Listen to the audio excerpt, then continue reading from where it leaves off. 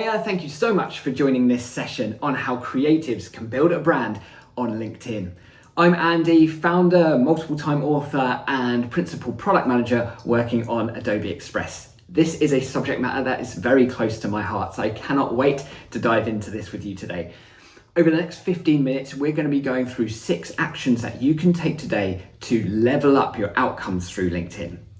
And the reason that I think this is a really significant time to look into this is because LinkedIn is going through a seminal moment.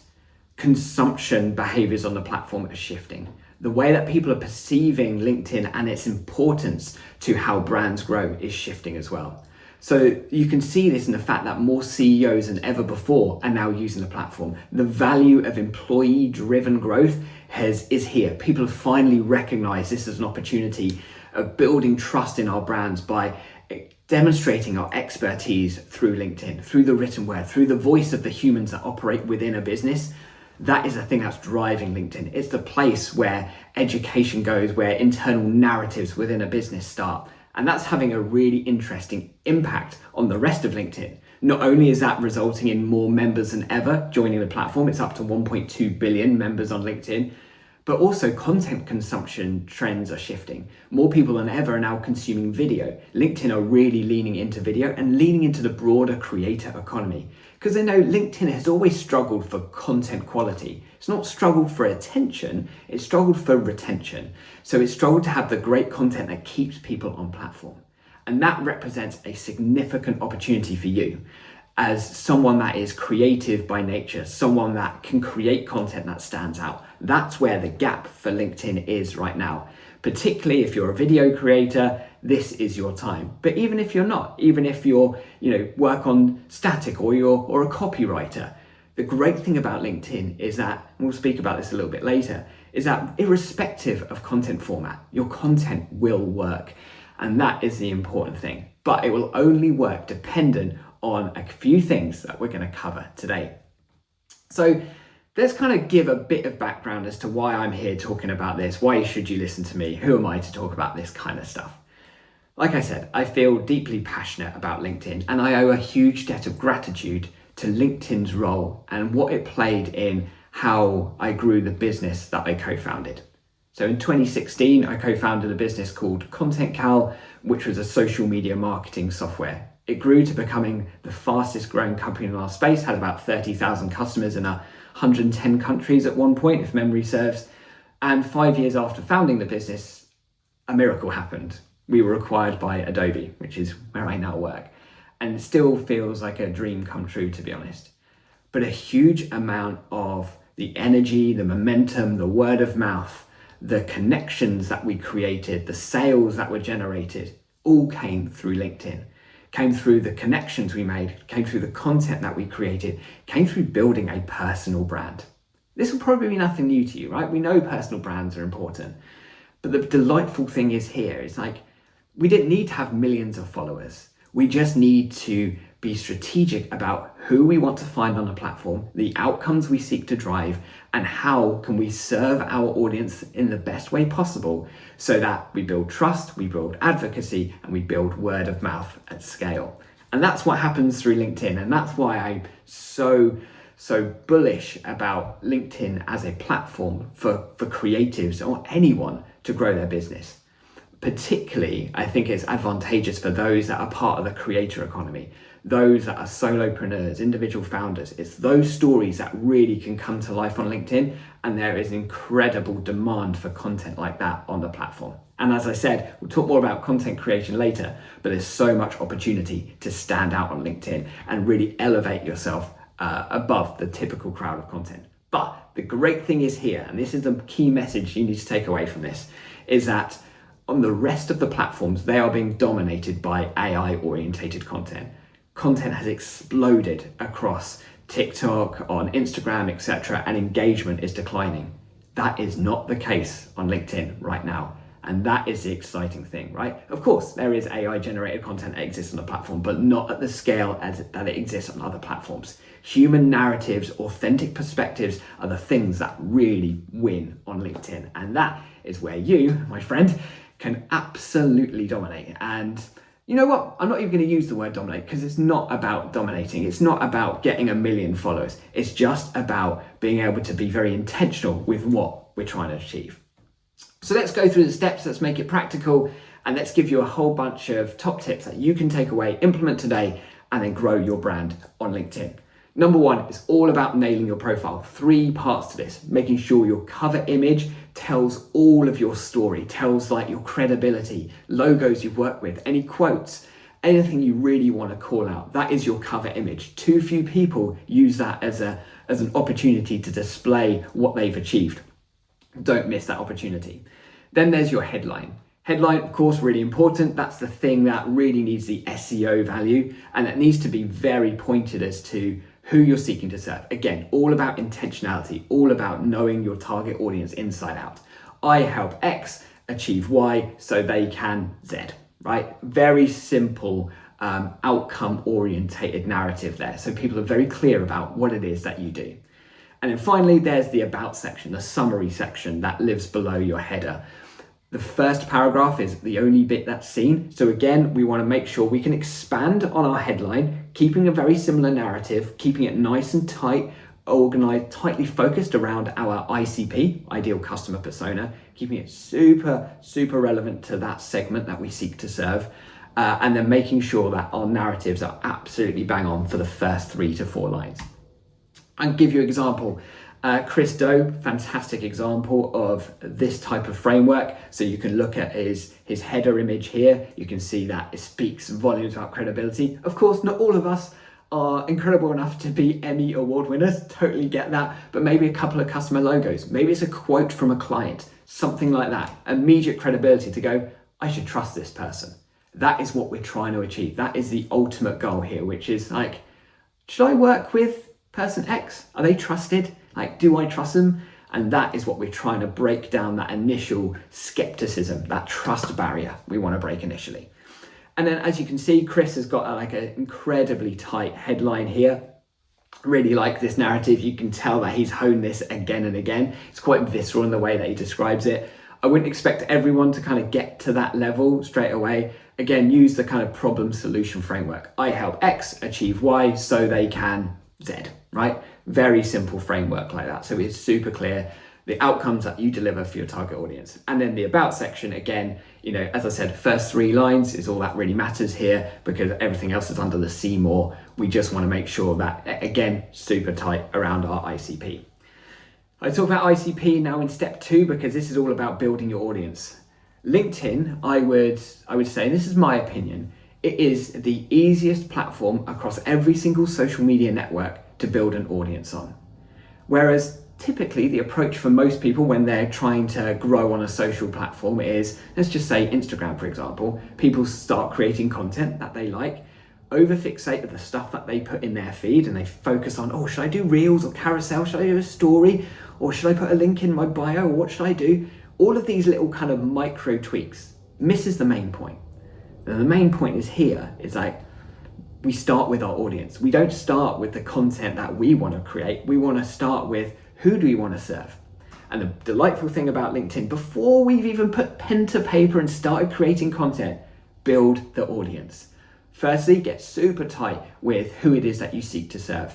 My mental model for this, and the bit that I always advise everyone on, is think about your minimum viable audience, the smallest possible audience that you can serve today that will sustain your business for the short term. Your audiences will grow over time. You know, as you start to nail these segments and you start to build an audience within each of these segments that you seek to target, that can come over time, but it's all about being as tight as you possibly can. I see far too many people saying, well, I try and appeal to like CIOs, but also like CTOs and sometimes sales directors.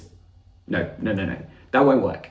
We need to focus on, there is a problem space that we seek to serve. What is it? And what do we deliver for them? Because the more tight you can get with that, the more focused you can be in building your audience there, and the better story you can tell. Again, back to your bio. I help X achieve Y so they can, etc. Right, so again, super tight on that ICP. Don't be afraid to keep on narrowing it down. Far too few people are willing to narrow down, but strategy is all about the art of saying no. So be focused. And once you're focused on who you seek to serve, this is what I mean about the delightful thing about LinkedIn, is that, yeah, we've got our audience, but the delight of the connection request. You don't have that on any other platform. Yeah, we could follow people and hope they follow us back. Rarely happens. Connections is a mutual agreement. And as soon as someone's your connection, they will start seeing your content. And they'll see your content in a biased way. As soon as they connected with you, they are going to see your content most likely. So your feed is typically dominated by a range of factors, which we won't go into today, but recency of connection is a factor. So if you've just connected with your dream client, likely you're going to want to post something fairly soon to the feed, because if they happen to go onto LinkedIn, they're probably going to see that content. So really important. This is why connection requests is I don't think people realize quite how magical that is. So you can be super intentional with how you're building your audience. So you know who you're trying to serve, then you go find them. And it's all about give before taking. As I say in the slide here, podcast has been my hack to do that, inviting my dream clients to attend a podcast with me. It appeals to a couple of things. People like to be recognized. As much as we hate to admit it, we all have an ego in some way, shape or form, right? So we all have a self-image and we all like to be recognized. So being recognized for something, say like, oh, hey, just seen how amazing that your content is, or your achievements in X or Y or whatever. I'd love to interview you on a podcast. Would you be open to it? Send that as a connection request.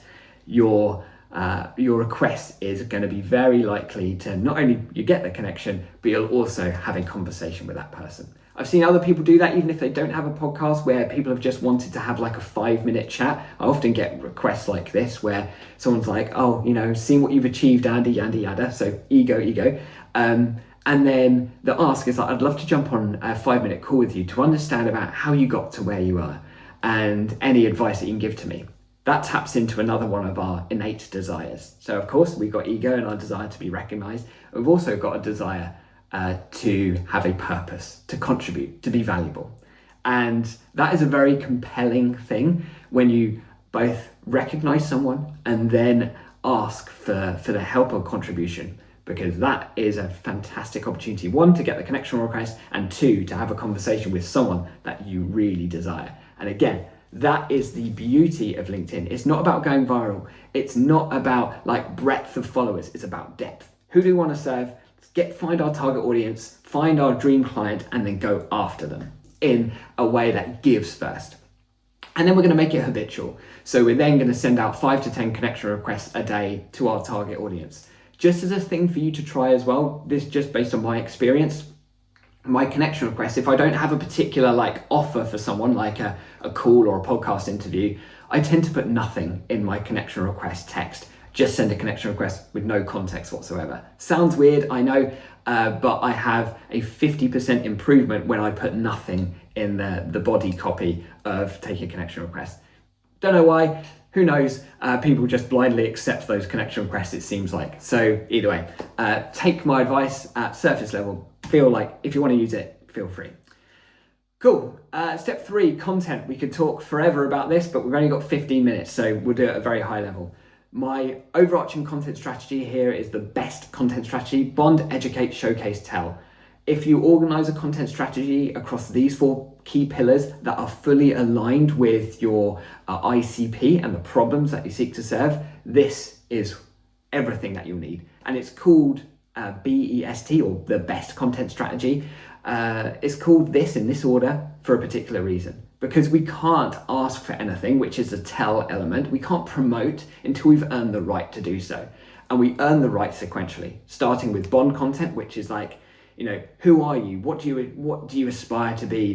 Your journey, everything that's about the human that you represent, the story that you represent. And that's where LinkedIn is incredibly valuable, and they keep on leaning into this direction, as I started at the beginning, right?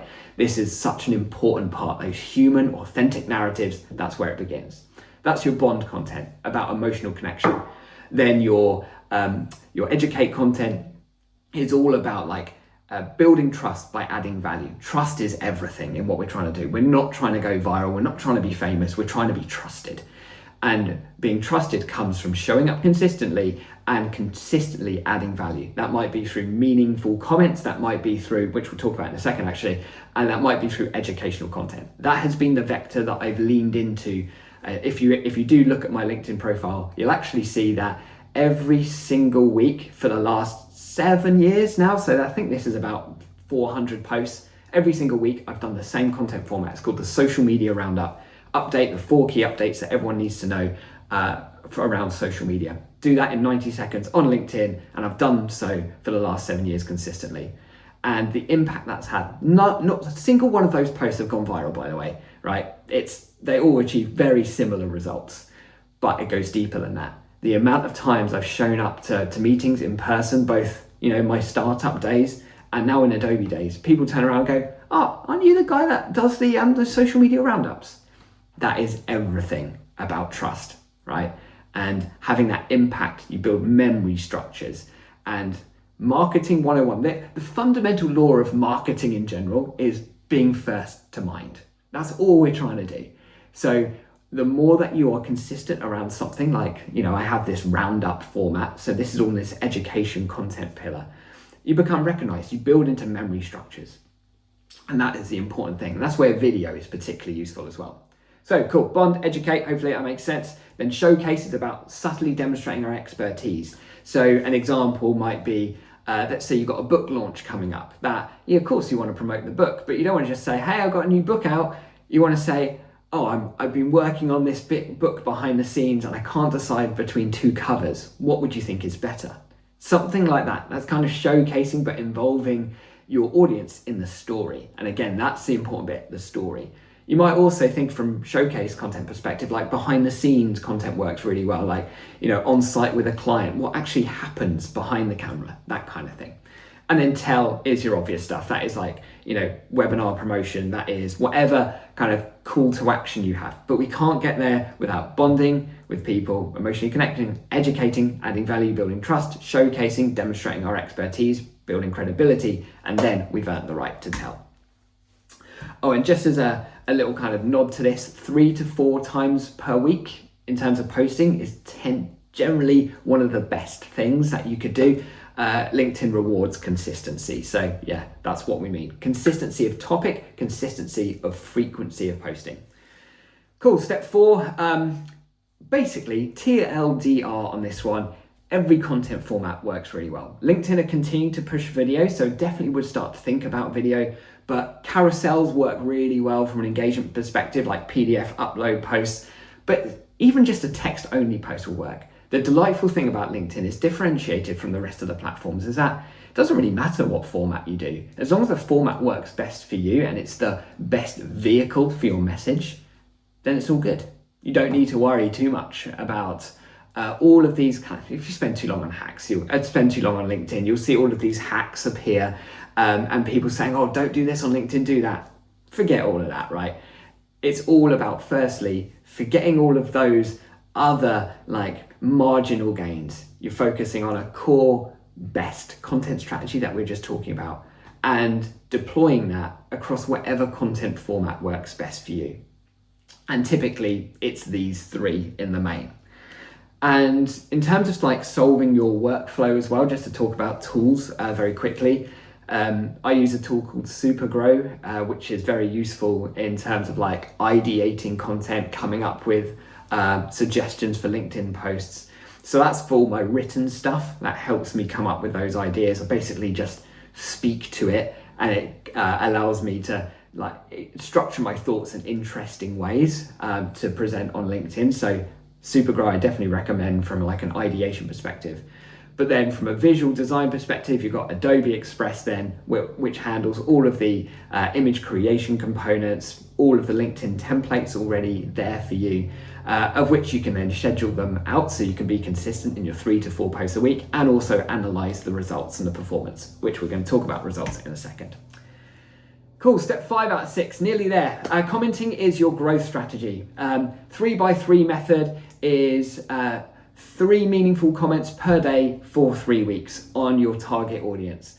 Again, goes back to that connection request stuff that we were talking about, helping people be seen and recognized, and LinkedIn is prioritizing comments. The fact that if you do a comment on LinkedIn, you'll actually see how many impressions that you deliver from your comments too. So in fact, you'll probably find in the early days of using LinkedIn, you'll probably get more impressions from commenting on other people's posts than you will through your own content that you post. Again, like I said, flipping our mindset is what we need to do. It's just not about like the content we put in our feed. It's about the audience that we build and how we contribute to them. So that's where commenting is super valuable.